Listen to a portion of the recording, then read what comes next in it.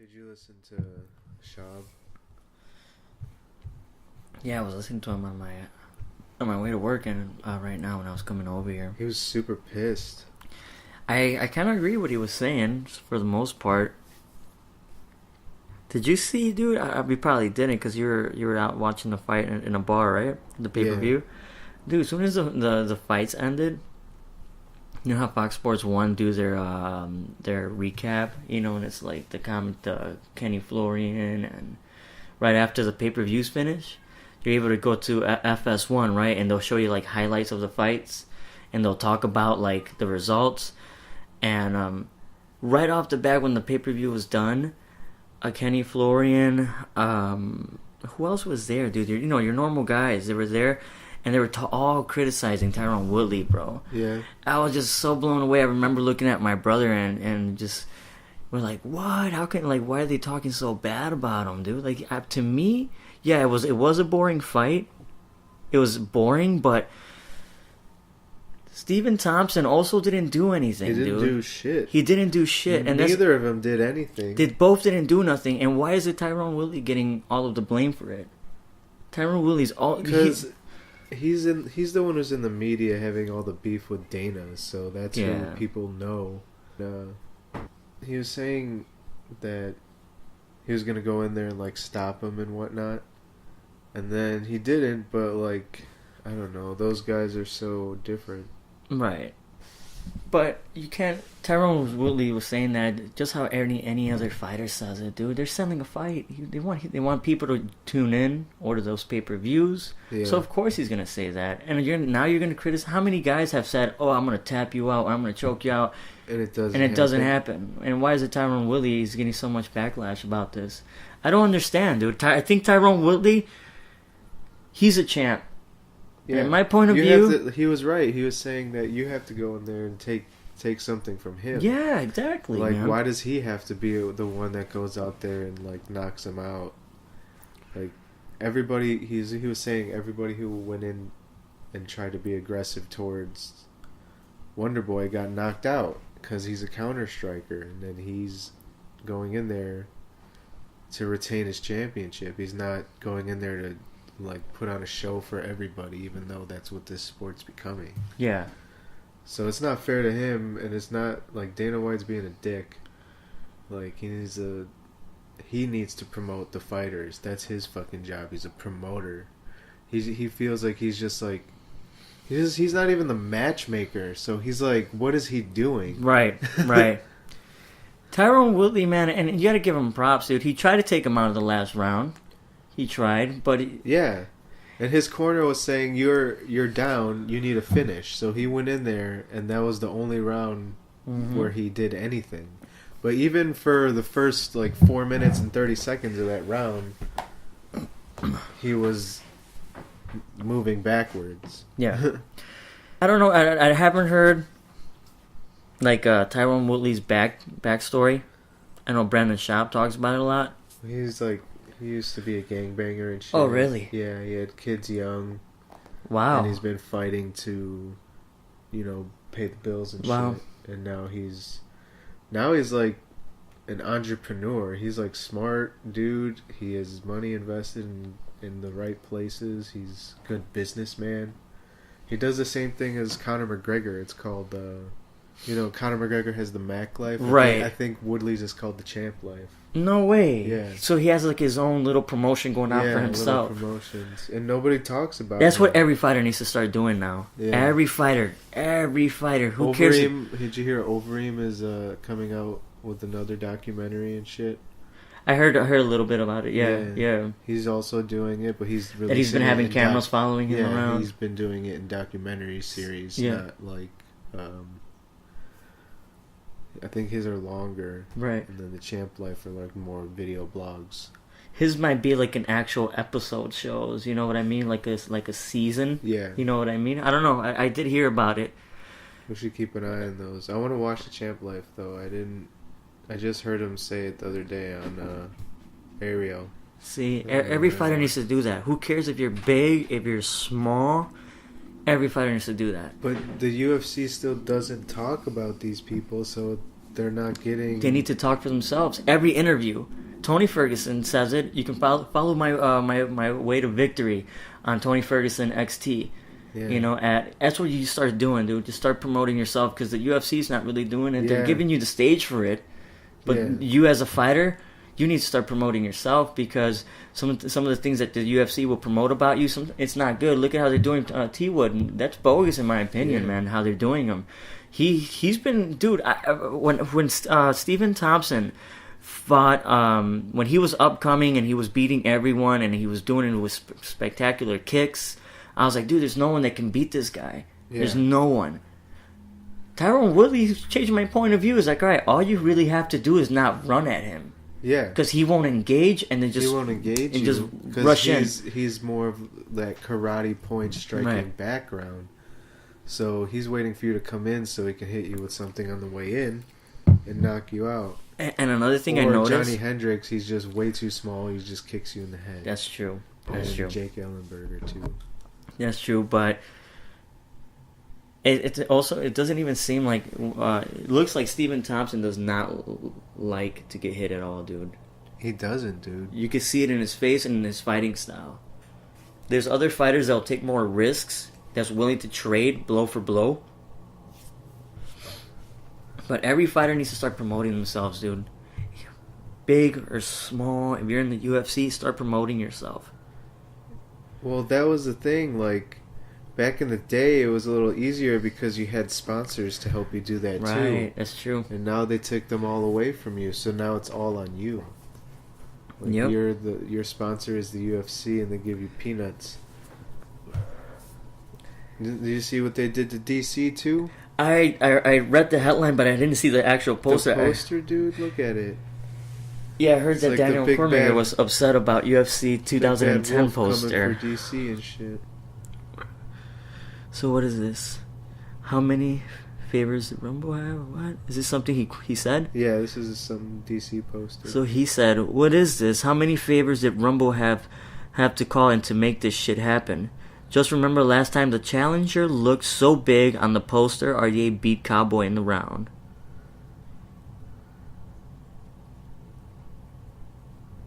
This is the poster. It's all Anthony Johnson and DC's the small guy. I mean, it's true. Anthony Johnson's bigger than DC. But what the hell did he mean by what he said about RDA? What he meant? He said to Challenger? The last time the Challenger looked so big on the poster, RDA beat Cowboy in one round. So apparently on the poster they were pushing for. It was clearly pointed toward Cerrone winning that fight, but RDA whooped his ass. So this one is making it seem like this guy's going to come in and whoop the the champ. He's going to come in and whoop Cormier. The fight I want to see is that Weidman-Mousasi fight. That's a good fight. Even though Weidman's lost 2 in a row, like he lost to some good guys. Yeah. That is going to be a dope fight, dude. Weidman and Mousasi. It's going to be so dope. I hope Mousasi jabs his face off. 3 in a row. Should be a shirt, right? Yeah. Jabs his... Jab her face off. Yeah. Mousasi, man, he needs... if he beats Weidman, I think he'll finally start getting the recognition he needs. Romero sure got it. It would be about time, dude. Mousasi's been top 5 fighter for the last 10 years. Did you watch any of these videos? What was it? Open workouts. Do you ever watch open workouts? Yeah, usually mainly for really big fights for pay-per-views. This one, but dude, this whole card is so under the radar, man. It's pretty good. What is it called? UFC Fight Night what? Because they have their own number going on too, right? When they're fight nights. Fight night doesn't even say. It just says fight night. Saturday, March 11, 2017. It's in Brazil, though. Yeah. So weird. I thought they would have a number like UFC Fight Night, whatever. They do somewhere. Just not showing up.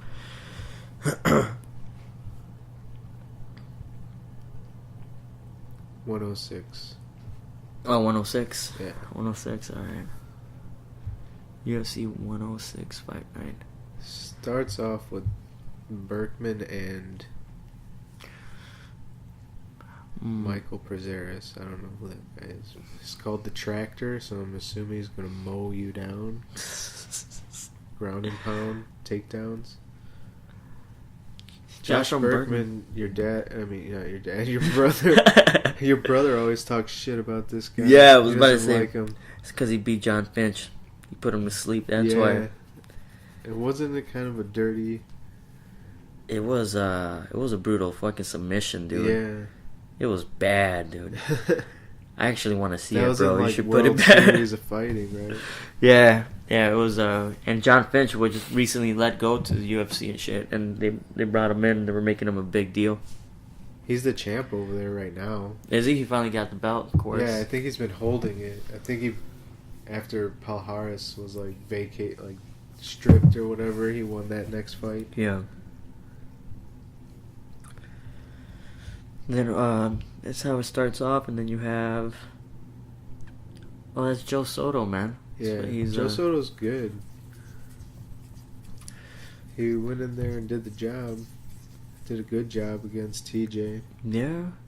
On short but he's notice. not. He's not even ranked top 15 or anything. No, he's had a couple losses in the UFC since he come in. Obviously, the first one, and then I forget who he fought, but I think he's lost his first 2 UFC fights. Dude, blows my mind, man. That fucking how much that sucked that Tony Ferguson and Khabib fight got canceled. It's crazy, dude. Fucking A, man. Schaub was saying that Ariel was saying that he was at the stadium or something or outside the stadium getting something to eat, and then a fan came up to him. He's like, "Hey, Ariel, what's up, man? Hey, who do you got in Khabib and Tony? Who do you think's gonna win?" He's like, "Oh, you didn't hear?" He's like, "What?"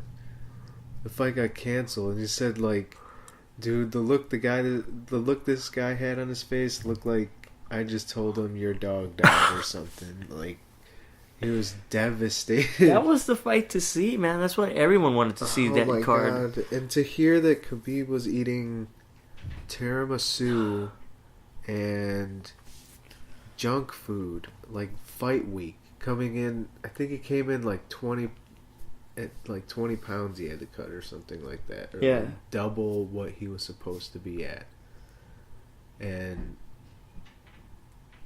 that's just not professional. And Tony was saying it too, like, it's so disrespectful to be eating this shit, videotaping it, putting it in your blogs and shit, and then you're coming in heavy fight week eating garbage. Yeah, because they showed him in that fucking UFC embedded. Yeah. Eating tiramisu. That is horrible, man. And then his coach, who most people don't seem to like, the Ali, I forget his name. Something. One of his coaches? Yeah. Because I know his dad is also one of his coaches, yeah, right? His dad is like his main coach, so yeah. he like calls him every day, but he was on a Russian TV show, and I think he was like, after Khabib had, didn't make the weight, they were interviewing him, and yeah, he was pretty bummed out about it. And he kind of he said he kind of sensed that something was off in the weight in his trying to make weight. And when when they went, because his dad, I don't think he was really part that much of the training camp or towards the end. So he said if he would have been there, he could have made a difference. But it's even hard to even speak about it, man. It just sucks so much, dude. That just ruined my weekend. I was like, me too. Right? Maybe the MMA gods want us to see that fight, though. They don't want us to? No. Why not? They want us to see the fight because I wasn't here. They're like, we'll just wait till he gets back. Maybe, dude. I didn't even think about it like that. Yeah. Yeah, but how? Because that's the only fight. Well, that was it. That's the only... nobody cared about any other fight. And Wonder Boy versus Woodley was a stinker. Mm-hmm. Like, it was just so boring. And it was exactly the same, like, stats and results and outcome of the first fight. Like, one takedown and one knockdown. It's just in different rounds and shit. Different rounds. Yeah, it's and all a it lot was. of moving around in circles with Tyrone against the cage. I really thought he was gonna knock him out though in that 5th round when he I thought rocked he him was again. out, dude. He did the chicken legs and like He just fell. Yeah, he just that motherfucker. But he stood right back up. Yeah. He stood right back up. Woodley said that he thinks if he would have just punched him and walked off, he would have won. He thinks that Maybe he might have punched him awake. could have been. Yeah. It happens, but Yeah. if he just punched him like that and walked off, the ref would have been like, "Oh no!" Yeah. Just waving his hand. No. Yeah, man, it was horrible though, man. That whole card, how it played out towards the end when they kicked, when Khabib fight got canceled with Ferguson. Total fucking bummer, bro. Did you hear that the UFC didn't even pay Ferguson his full show money? I did not know that. Wow. He said that he got less than half. His show money was supposed to be $250,000, and he was supposed to get $250, so $250 to show, $250 to win. So he could have gotten $500,000 total, and then the UFC said they were going to pay him his show money, and I think they paid him like $100,000 instead of the $250. So he's like, "What the fuck, dude? Like, what do I have to do? Like, I'm out here winning 9 fights in a row, coming in on weight every single time, putting in the work. I'm promoting myself and whatnot. Like, what do I have to do to just get paid? Like, this is... I'm not gonna take this fight with Khabib again unless I have..." He said he's not gonna take the fight unless... if Khabib pulls out, he's automatically the champion. Uh-huh. And then he gets his full purse money to win, to fight, to show, and to win.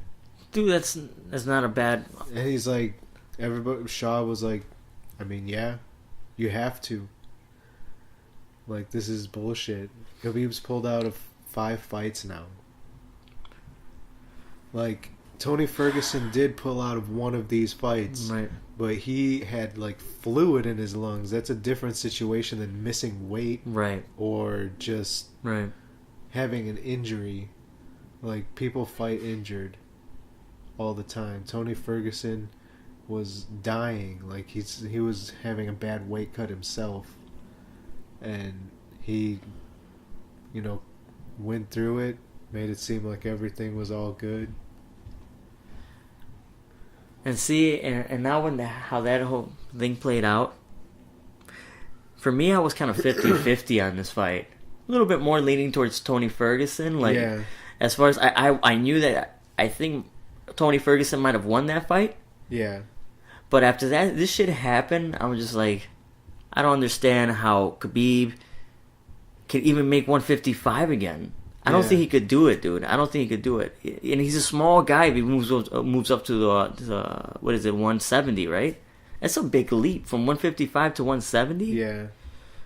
His coach was saying, too, Ariel was asking if he should probably go up, and he's like, why would you even say that? He's the best 155er in the world. He can make the weight. He just couldn't make the weight. He was just, or was it just irresponsible? He was just being irresponsible. That's what he was saying. That's what Tony's saying. Like, if his coach is saying he can make the weight, then you're just being disrespectful and irresponsible. You need to come in professional and on weight. Like he said, Tony Ferguson was like, I fucking walk around at like 195, 200 pounds, so I'm cutting down a lot of fucking weight too. He's like, he said he can give up to 200 pounds. It's like, goddamn, 45 pounds, dude? Wow. Are you kidding me? Tony Ferguson's in a whole different level, man. He's mentally there, and he was saying some crazy shit when he was on the phone with Ariel. He's like, dude, you guys need to see me fight right now. It needs to happen soon, because I was gonna go out there and I was gonna fuck this guy up. I was gonna hit him so hard in the body. I'm telling you, man, dude. You guys, I can't. Fuck yeah, man. I can't not let you guys witness this. You need to see what I was working on. Wow, man. He was going off in the phone call. I'm such a fan of that guy, dude. He's crazy. Tony, right? Yeah. It's crazy how like every fight now has elevated to who he is now. Because we've been following him since his first matchup in the UFC. Yeah. Back when he had the blonde mohawk. Yeah, and shit. the blonde mohawk. He was a lot skinnier back then too. He looked like a Max Holloway type of guy. Yeah. Super skinny guy. But now he's like beefed up. Dude, and he beefed up a lot for this fight. He was big, dude. Fuck, man. Tony Ferguson. You have to give it to him. Like, but that's either the thing. you give him Conor now and Khabib fell and lost in the rankings. But apparently in the rankings that just came out, Khabib is still number 1, Tony Ferguson's number 2. How is that? How? After this just happened, Tony Ferguson was ready, Khabib was not. Right. And that's something they should start and Nate thinking Diaz about went it. down in the rankings. Probably because he's Nate Diaz. Who the fuck cares? Yeah, there's something about Nate in the UFC, dude. I mean, Nate hasn't fought, you know, and there's a lot of 155ers that are up and coming and shit. There's that Lano Venata guy who just lost in this past fight, which I thought he was gonna win. Yeah, and this guy came out and did a fucking holy shit, dude. This guy's a fucking badass. Yeah. He got him with a good knee. Yeah. On the clinch, I believe it was on the clinch, and just boom, right in the... And he was doing a good job at stopping him with like quick jabs as he was coming in with those crazy spinning kicks and stuff like that. Yeah. Keeping the distance. Venata like had good strikes too, but he just got peppered up a little more. Venata is one of those fighters that he does good in the first round. That's when he starts shining the most. And then as the fight continues, I don't know what is it. That's what it looked like to me. He just gets like tired and he can't do the spinning stuff anymore. Or it looks like it's just not as effective. His opponents are like figuring him out already or some shit within the second round. I don't know, but maybe that too. Did you see the preliminaries? Yeah, most of them. Yeah, the preliminaries were good. Oh, those were fucking... Those were probably one of the most epic fucking preliminaries that ever happened, dude. Yeah. Right? Yeah, I was watching them like... So you which one did you start watching first? When did you get there? I was there the whole time. The whole time? Okay, we got there before it even started. It even started, okay. So dude, it started off with that knee bar you were talking about, right? Yeah. With that guy. Oh my goodness, dude. That guy's ground and pound was sick, and he was fucking him up bad. Go back, dude. Who was I forgot those guys' names, man. We gotta memorize them. Cause it was a Brazilian dude, I remember. And that one right here. That one was Yuri Alcantara. I was gonna say I know who this guy is, Yuri Alcantara. He's a good submission guy. Darren Elkins was getting that one too, bro. His ass whooped. Click on it. And then comes in, ka-dink! He has that tattoo on his chest that says the damage. Yeah. That he fight, got it. That fight can not been like the most perfect fight for him to just have that tattoo for. Yeah. Oh, unbelievable, man. That was crazy, dude. And then these guys got tired, but by the end, it was this guy who got the KO. Marcin Tibura, right? Yeah. Yeah, those are some epic preliminaries, bro. Yeah. It started off with that sand, and it all started just getting doper and doper with that one. Because in this fight, that guy's dope, dude. Luke Sanders, that guy was fucking sick, man, even though he lost. He got a point taken away for kneeing him in the head with his knee down. Oh, yes. Against the cage. You're bringing memories back to my head, dude. Yes, that's when I was like, first I was cheering for Luke Sanders. I was like, wow, this guy's sick. But when he threw that knee, I was like, what the fuck? I was screaming at the TV. Me and my brother were screaming at the TV. Why would he throw that knee? He had him, dude, he was dominating him. Dominating him. He didn't need to do that. He did not need to do that. He had him in a bad spot. He could have kept just throwing punches, throw the knee to the body, right, not to the head.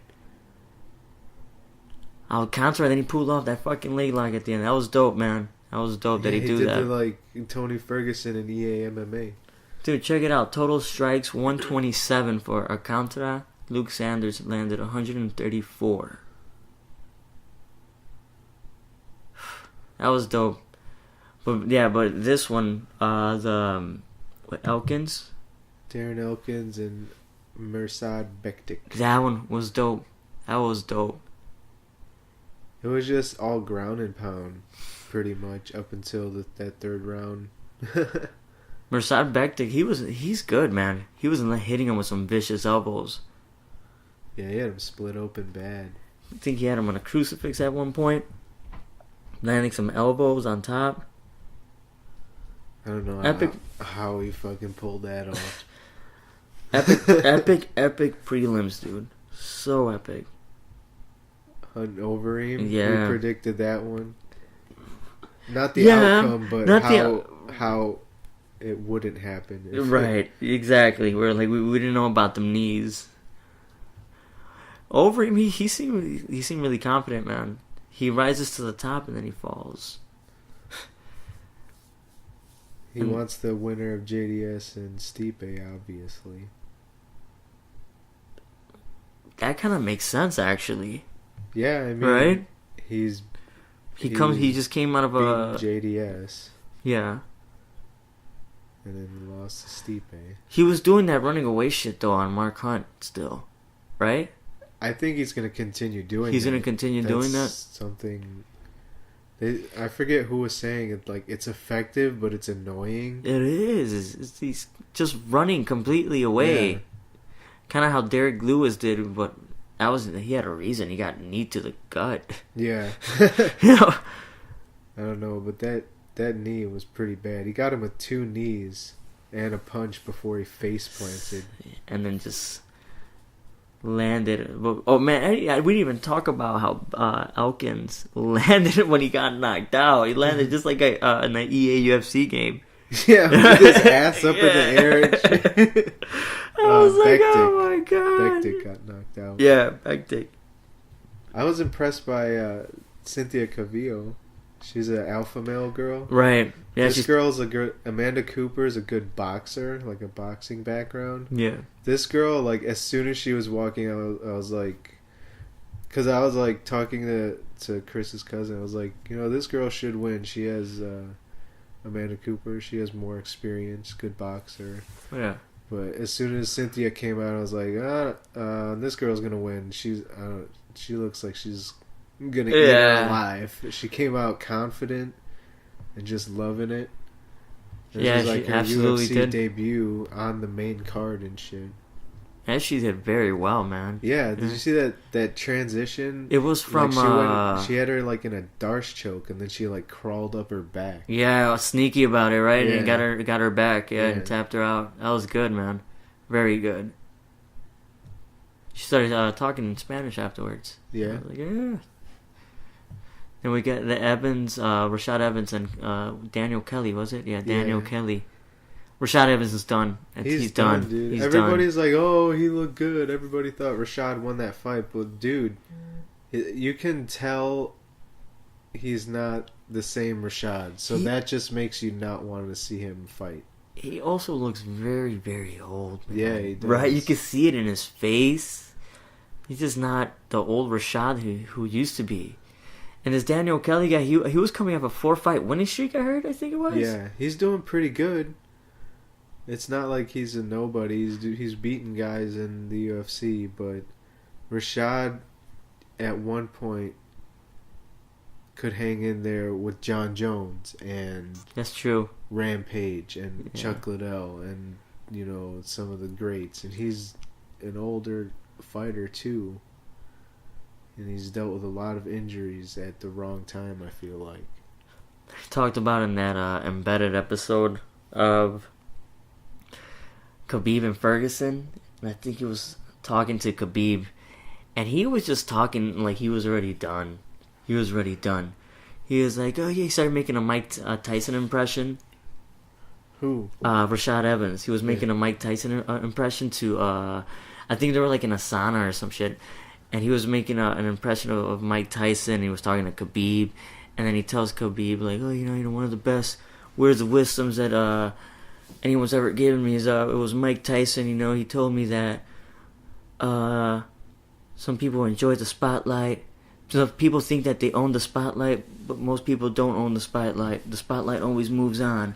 Something along those lines, dude. He just talked like, it's just like, to me, he was already sounding like he's not into it, I think honestly this might have been for a paycheck at this point, because he's also having a lot of issues getting licensed in certain places, and he'll be stuck only being able to fight in certain spots because other places are more strict with their medical protocol or whatever. Yeah. And then he won't be able to fight as much as he needs to, so then he's going to have to be done and just stick to Fox. Right.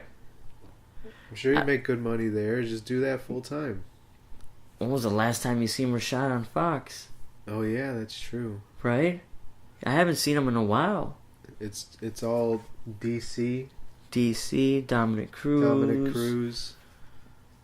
Tyron Woodley, Michael Bisping. I haven't seen Rashad in a long time on that.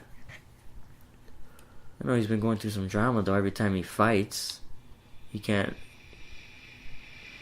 Because he tried to fight like 2 or 3 times before this, right? Yeah. See? We already talked about these 2 fights. Yeah. Manada, Woodley. Yeah, Manada and Woodley. Don't ever want to see Woodley and Thompson again. No, dude, no. Don't ever try to... What? Put in a prelim card, right? Yeah, first fight of the night. Right. I don't want to fucking see that, dude. Snooze fest. It'll be the first fight of the card. Put on a fight pass. Prelims. Yeah, fight pass. Right? Nobody's there. They're fucking going to war. Joe Rogan's like, what the fuck? There's nobody here. Are you kidding me? Spinning back kicks and fucking they do fucking WWE moves and shit. Let's break down this main card, why don't we? Alrighty then. We got Alex Oliveira versus Team. Yeah, the Cowboy versus the Dirty Bird. Dirty Bird. This is gonna probably be one of the best fights. I don't understand why Betch Correa and Marin Renault is before this fight. Or after this fight, I mean. I feel like the UFC has to have one woman card in a main card. I know, but why isn't this the first fight of the card? That's true. I mean, I guess to start it off on a good note, I guess. Put this fight there. I guess. But this is going to be a crazy ass fight because they're both like talking savages. Shit? Yeah, and they hate each other because they fought before. Yeah. And apparently, Tim Means hit him with an illegal knee or something like that in that fight, so it was a no contest. Yeah, I remember that. They yeah, were I seen talking that shit before that fight too. Yeah. And So, Tim Means he's a badass dude. He's a savage, dude. He just goes. He's like a Donald Cerrone. But Alex Oliveira, dude, on a good day, he could beat anybody's ass. To be honest, dude. He's pretty good, man. He's pretty good. How's his ground game, Oliveira's? Oliveira, it's good. Good jiu-jitsu or good wrestling? Jiu-jitsu. Yeah. Yeah, I don't know, but Tim Means is a badass, dude. His stand-up is Tim shit. Means in this fight. Yeah, I got Tim Means as well. But Tim Means is a savage, dude. He goes in there and he fights. I like both of these guys equally, dude. Tim Means is dope. Alex Oliveira, he's good. He had a good streak and shit until he ran into the real cowboy. Yeah. And he took him out. Yeah. Tim Means, yeah, I picked Tim Means as well. I would say second round TKO. I'm gonna go a little crazy on this one, dude. I'm gonna say first round submission. Tim Means, first round TKO. First round TKO for Tim Means. Right. I say it goes a little longer. Yeah? But I say Tim Means gets a finish. Yeah. TKO. I can see Tim Means landing a nasty elbow. Well, yeah, he has those step in elbows. Yeah. Yeah. And then I don't know about Oliveira's stand up. Tim Means is better stand up. I mean it's good, but his way to beat you would be on the ground. Yeah. Tim Means is gonna look for that early finish. He's gonna say "fuck you," and that illegal knee you hit me with, bitch. He's gonna knock him out first round TKO. My prediction. I'm not 100% sure. Tim Means, fuck it. Tim Means all the way. Well,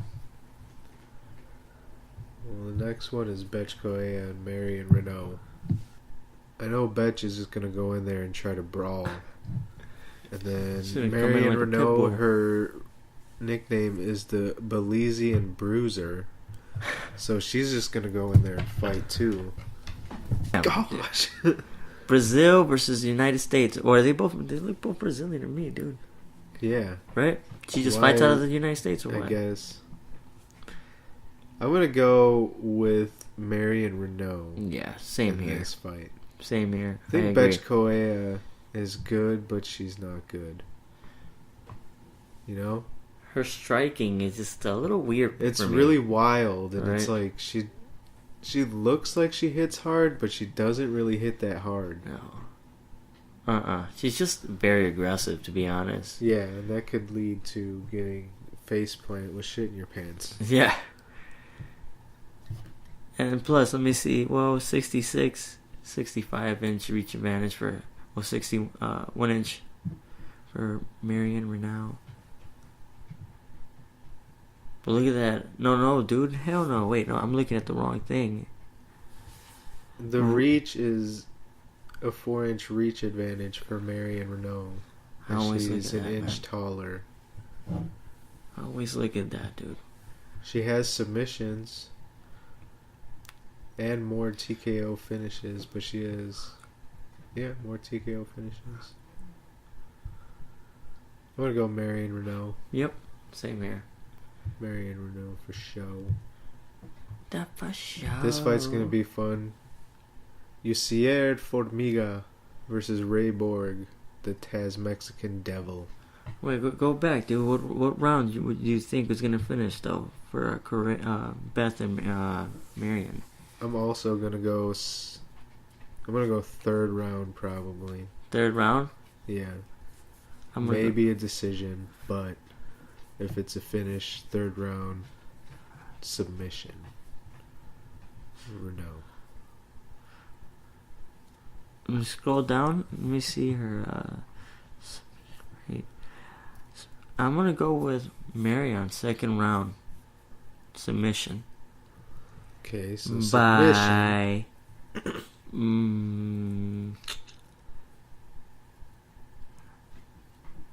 can see a rear naked choke happening. Rear naked, yeah. That's the most obvious one. When you're tired, it's a rear naked choke. Right. Alright, and then we have Formiga versus Ray Borg.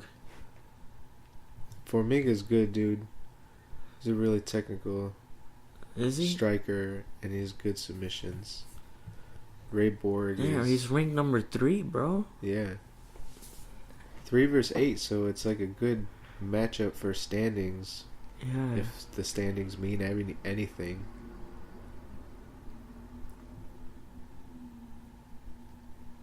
(10-2, 19-4).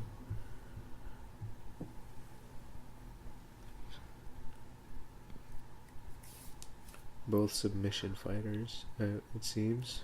This is a toss-up for me, man. This is a toss-up. Yeah, Schaub took Ray Borg.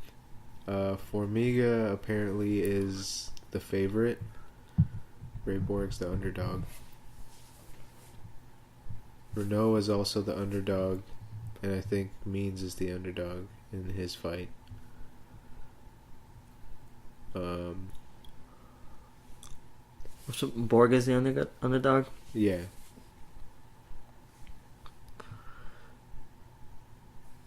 Fuck it, I would say Formiga, dude. He's ranked number 3. He has a 1-inch reach advantage. No, hell no. Again, I'm looking at the wrong thing. He has a 5-inch reach advantage, right? Yeah. 5-inch. I'm gonna go Formiga too. Unless Ray Borg can get him to the ground, you know. He's a good submission guy.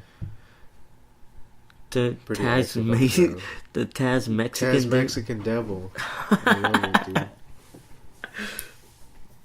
What? Damn, now I want him to win. What do you think? So hell Formiga? No, I'm gonna go with Ray Borg on this one. Borg? Sorry, guys. Yep.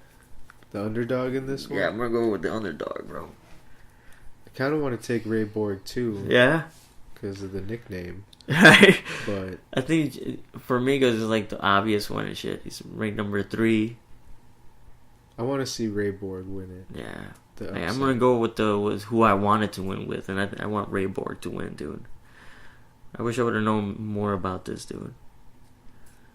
Maybe I could change my mind during the fight companion. Stay tuned. Stay tuned. Please stay tuned. The next fight? Yeah. Edson Barboza versus Beneil Dariush. Edson's ranked number 5. Beneil number 9.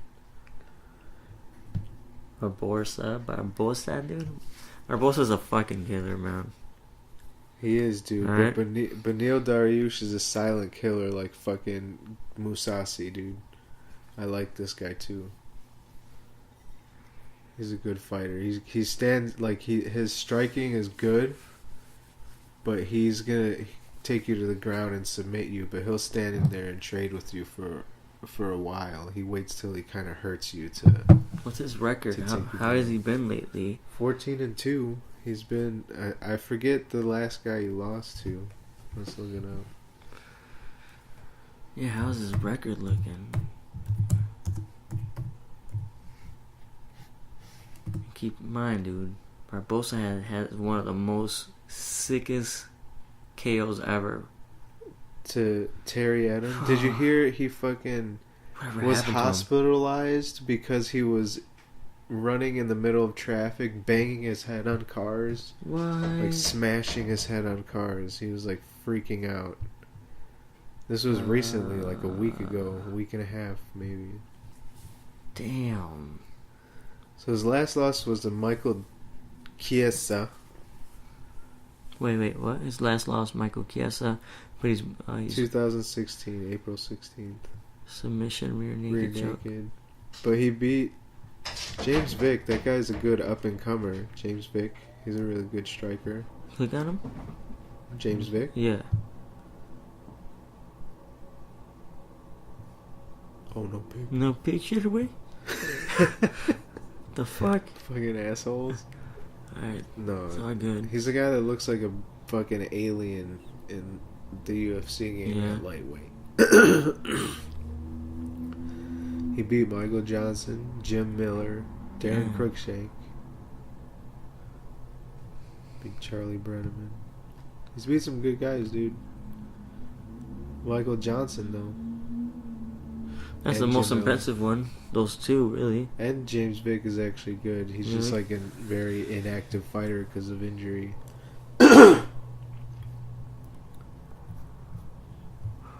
But man, it seems like a really dope ass fight, then, dude. Damn. No, it's a good fight. Well, I'm pretty sure they're gonna go at it for a while on the feet, and the only one that would take it to the ground is Beneil. Unless, like, he gets rocked and tries to go to the ground, but Edson Barboza's gonna strike and try to kick your legs off and kick your head off. Yeah.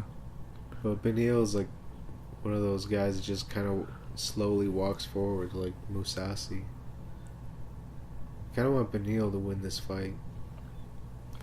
I didn't know Barbosa was ranked 5. Yeah, I thought he would be lower because he's been kind of like losing fights. Yeah. As of late.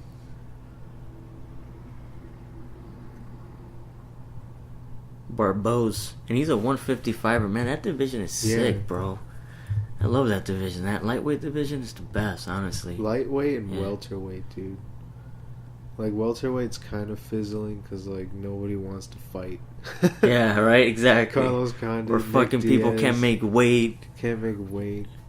Like, what the fuck? If Nate Diaz were to just fight, oh my god.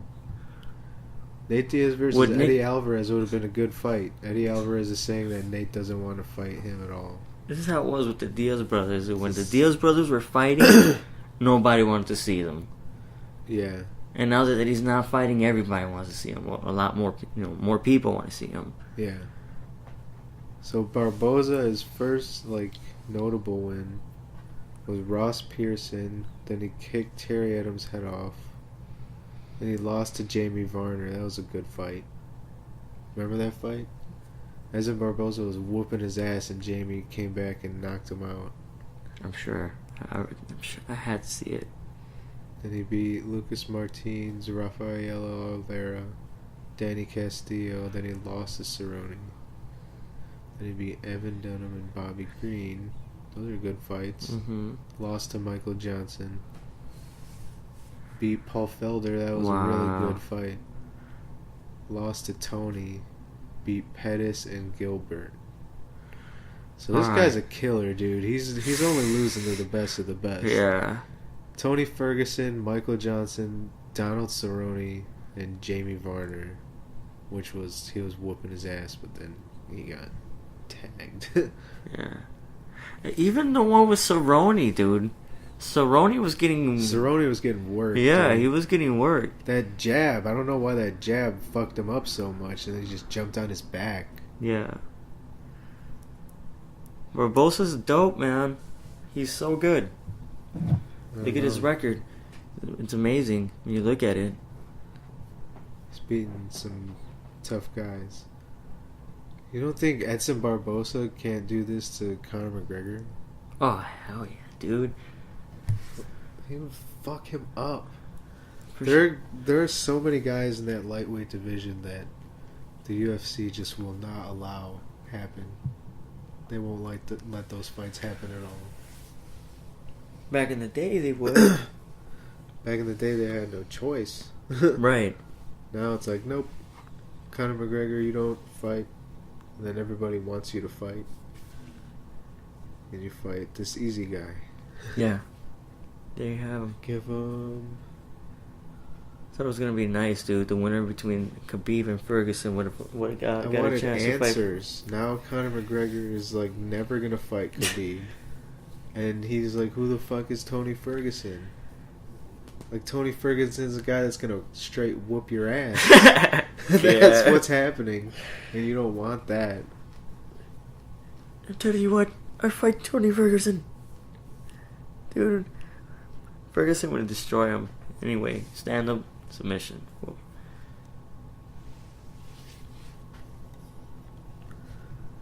I don't know, man. The UFC doesn't want a lot of fights to happen with Conor McGregor.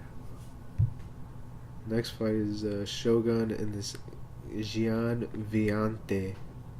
Shab was saying this Gian guy is a pretty good striker, really heavy hitter. Kind of like a Stipe. What is their age? It doesn't say their age. I wanted to know how old. Shogun's like 80.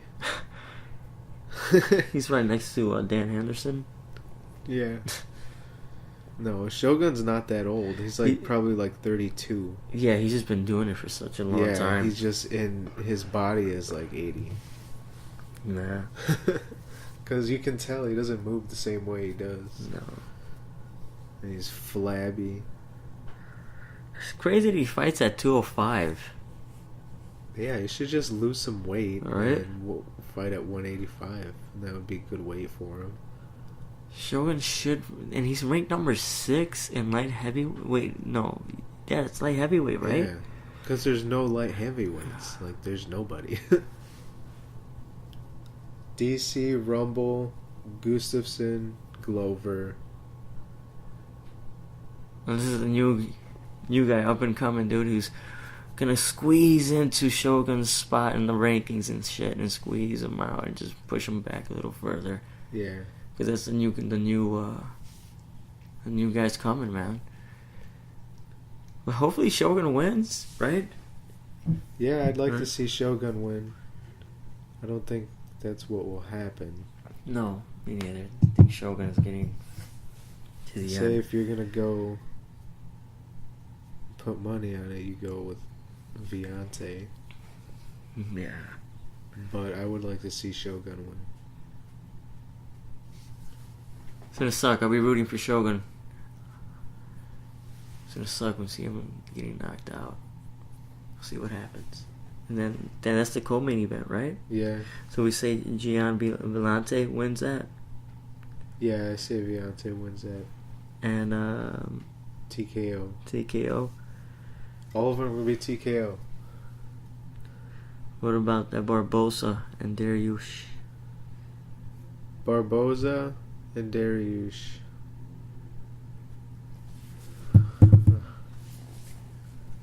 I say Dariush wins. He gets him to the ground. Yeah, I say Barbosa wins, dude. Wins? Okay. The record he has, dude, it's impressive, man. He's coming impressive. off. He's coming off Gilbert Melendez and He Anthony loses Pettis. random ass fights though. He loses weird fights. Yeah. Benil's one of those guys. Like, he's under the radar. Say Barbosa wins it through decision. I say Benil submission. Submission? Yeah. Alright. And then Shogun, Viante takes that one. Main event, Vitor Belfort versus Kelvin Gastelum. I already, just by looking at this, I think Kelvin Gastelum's going to win, for sure. Yeah. He's going to box his face off for 5 rounds. I think he could finish him. He's just coming off that impressive ass victory against Tim Kennedy.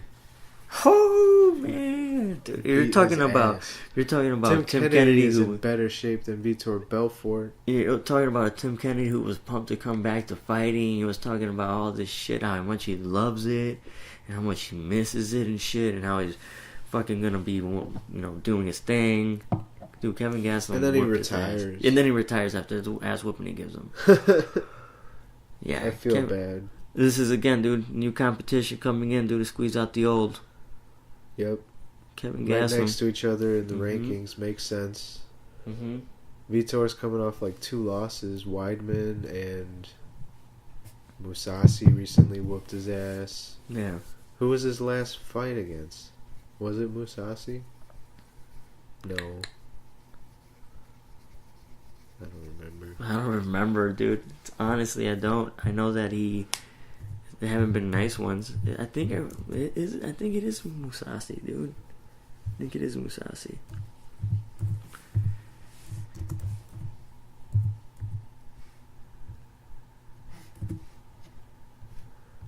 I don't know, but I just think Kelvin Gastelum, his boxing's really good. He's a really good fighter. He just needs to get his weight situations under control.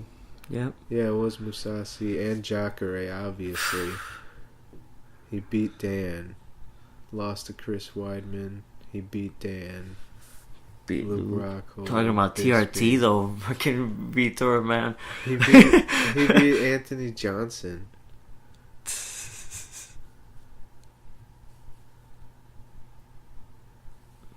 He lost it. Look at that. He fought Overeem. Fought Dan Henderson like 12 times. Lost to Tito.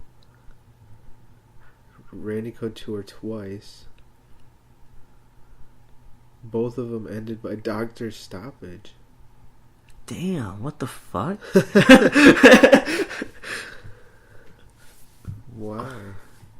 Okay. Dude, he has fought every single person. Vanderlei a couple times, Chuck Liddell, Heath He's Healy. fought Randy Couture 12 times as well, dude. What the fuck?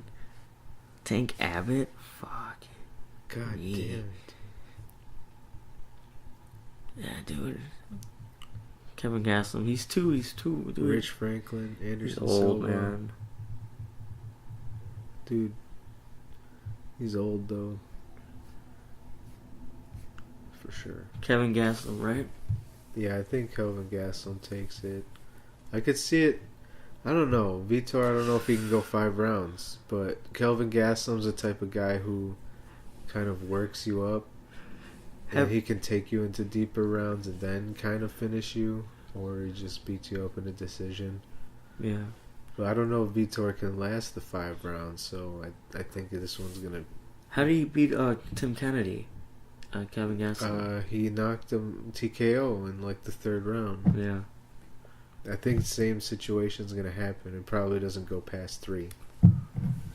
Kelvin Gastelum. Yeah. Punches. I'm with you.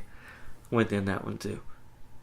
Unless Vitor goes in there and hits him with a clean one within the first couple of exchanges, and then just doesn't stop punching him and beats him that way. Yeah. But that's all Vitor has in his tank nowadays is that first barrage of punches. Yeah, if Kevin Gastelum could get past that, he'd be if get Kelvin past that. Gastelum gets him to the ground, it's also over. Yeah. Because Vitor is smaller than this guy. I feel like everyone knows. Just take it down, get him full mounted. Yeah, Right? pretty much. Kevin Gastelum doesn't pass the 3rd round. Yeah, TKO punches. Yeah. TKO punches. Whew, that was painful, dude. What? Doing these cards, man. Like, sometimes it's like trying to figure out who's gonna win and who's not. Like that Barbosa one. And that Dariush, that was hard, man. That's a hard one to pick, man. Because Dariush is like one of those silent killers. Yeah. So is Barboza. He doesn't say much, Exactly. but he has those flashy knockouts. Yeah. So I was like, those are painful sometimes. You're trying to figure out. Okay. Where does it disappear? Here he goes, dude. I mean, but you gotta think on the spot. This is gonna be a fun card. I want to watch this fight. Yeah. Do these things get you pumped up to see the fights? Yeah, for sure, dude. Like recording Yeah. these? And try to sit and figure out what's gonna happen. We're pretty on it with that Mark Hunt and Alistair Overeem fight.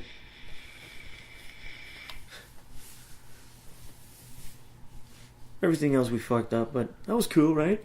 I mean, that was kind of like a night of upsets, actually.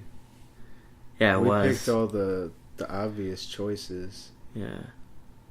Today we went with I went with. So in this one we have Tim Means, Renault. So I think, and Ray Borg. These are all underdogs. I'm pretty sure Barboza is the favorite in that one. Yeah, and he's way tired. You had Barboza. No. I have Benil. Nah. On this one, I'm pretty sure in Vegas they would have Shogun as the favorite. He's the underdog. I think Kelvin Gastelum. You think they would have had is Vegas? the favorite. They would have Shogun as underdog in Vegas? No, I think they would have him as a favorite. Oh, okay. I don't know. He's in Brazil. He has to be the favorite, right? Yeah. And he's ranked higher. I would say Kelvin Gastelum was probably the favorite in this fight, though. Yeah. I think we picked all the underdogs except for you picking Barboza. Yeah. What That would be about? sweet? I was gonna ask you, what about that Michael Bisping on GSP, man?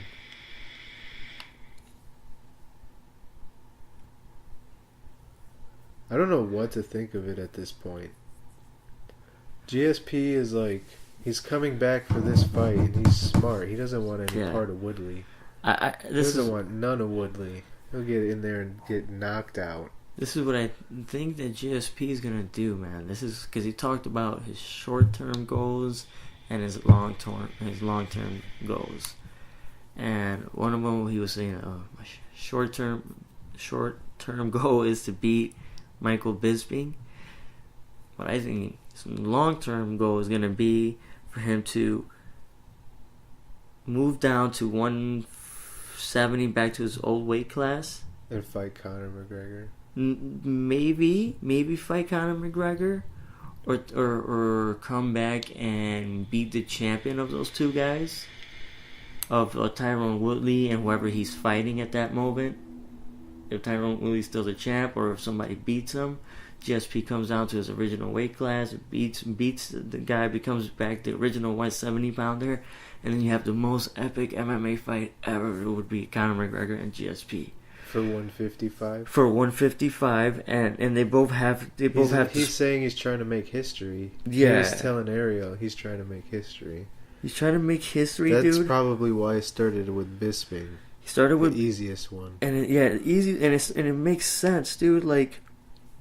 for him to do that. If he comes back, he says, all right, I'm also a two champion weight class guy, the greatest of all time, defended his title at 170, 9 times? Yeah. 9 times. Comes back, becomes the 185er champion, or beats a 185er. And then you have these, it just sets up like the perfect storyline, dude. It's like you have like the... As soon as Bisping beat Rockhold, he was like, hell yes. Yeah, right? I'm gonna get paid.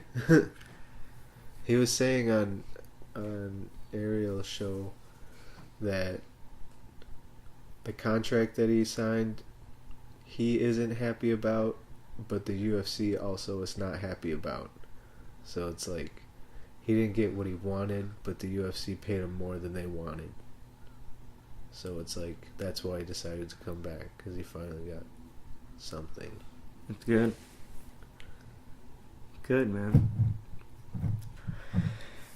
Has a fight to see. Conor McGregor, GSP would be one of the biggest fights ever, bro. Yeah. And especially if it was like, if that's the way they're trying to stage it. They might just want him to beat Michael Bisping, because the UFC is like, well, you know, tired of this guy. Conor McGregor right now, so, you know, he's taking a break. So what do you want to do? Well, you know, I'm trying to, you know, come back and beat Michael Bisping, become a two-time two weight class champion, and then just challenge Conor McGregor to make it more of an epic fight, and that would be sick. Yeah. Right? I would like to see that. The build it would have. There would be no denying GSP. Oh. The best of all time? Yeah, the best of all time. He also beats Anderson in that span. Ugh. That fight's gonna happen if he's coming back. This has to be one of the fights. Do you think that's still gonna happen? GSP? It has to happen. Yeah? Like, come on. Anderson Silva still wants to fight Bisping again for the title. I honestly thought that fight was next, was Bisping Anderson again. He wasn't gonna fight Yoel. Ever. His last performance against, was it Derek Brunson? Anderson Silva? That was kind of weak. He did alright. He did alright. He won. He did alright. Wasn't that bad. He was just trying to be flashy, I think. I think he's trying to look for that flashy finish, and it doesn't always work on people. Yeah. I don't know, dude. Well, who knows what Conor McGregor's doing nowadays, too. Yeah, who knows, right? He might come back to boxing. Decide to fight Mayweather. That fight doesn't happen for a while, if it ever happens. Apparently, Mayweather is saying there is actually a contract now, and he signed it. Now he's waiting for McGregor to sign. No. That's what he told TMZ. This is a bunch of like back and forth stuff, dude. I know, dude. This is gonna happen forever. That's what builds hype for fights. It just drags out the process of signing. It's just people talking shit to each other for years. Right. Then nobody cares by the time it happens. How dope would it be if Conor McGregor just staying silent, just practicing his ass off, like closed doors, just straight up boxing. No one knows shit. He's just boxing, practicing his fucking boxing skills. And like this dope ass little fucking basement that's all hidden from society. Just fucking practicing over and over again. Just preparing for Mayweather. You know what fight also makes sense? Because McGregor doesn't seem like he's going to fight anybody other than, like, maybe the winner Tony and Khabib, but nobody knows now. So I don't know if he'll ever fight Tony, but he'll fight Nate. What if Nate beats McGregor and then GSP comes down and fights Nate now? That would be a good fight too. Yeah. But that would be like, damn, that's supposed to be Nick's fight. Yeah, right. Dude, I don't want to. Man, Nick, I don't know what the hell was going on with Nick. He keeps. It's like this back and forth stuff from what I hear, dude. I feel like Nate's only gonna fight McGregor. No, what about Nick? Nick, I don't know what Nick's doing. I hear like back and forth stuff. Like the UFC offered them T Wood, they offered him GSP. He turned them down, and then Nick Diaz comes out. I think it was on TMZ saying that he wants to fight Bisping. That they offered him a fight with Bisping, and he turned it down. And even GSP offered him a fight, and he turned it down. So it's this back and forth stuff. I don't know. I don't think Nick wants to fight anymore. No, right? He just say it. He's just willing to be in the shadow in case. In case somebody needs him. Yeah. I don't know. 209 all day. Nick Diaz versus Jorge Masvidal will be a great fight. Oh, I wanted to talk to you about Masvidal, dude. Did you ever see him get triangle choked by an inverted triangle? A standing one? No. Oh, man, dude, look it up. Try it, dude. You're gonna be like, holy shit, that's... And that fight, Masvidal versus Damian Maia, if Maia gets a hold of Masvidal's neck or of anything, it's over. He's not gonna tap out. You're either gonna see him getting his arm broken, or you're gonna see Masvidal fucking tapping out. Cause dude, he fucking fell asleep. I forgot. It wasn't in the UFC. Just type in like Masvidal inverted triangle. It was a standing one too. The guy did it on him. He was standing.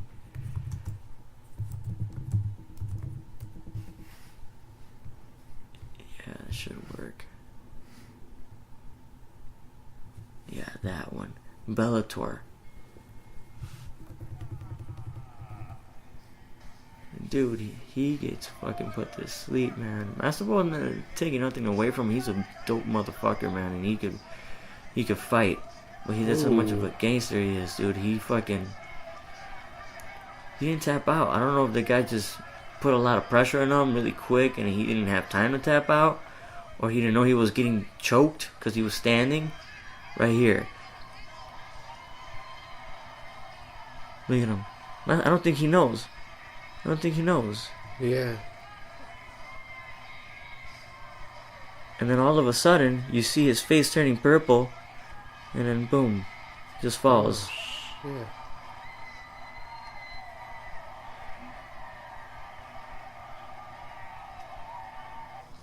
That was nasty, dude. Yeah, bro. I've never seen that before. I don't think he knew that he was getting choked or anything, right? No, he didn't know.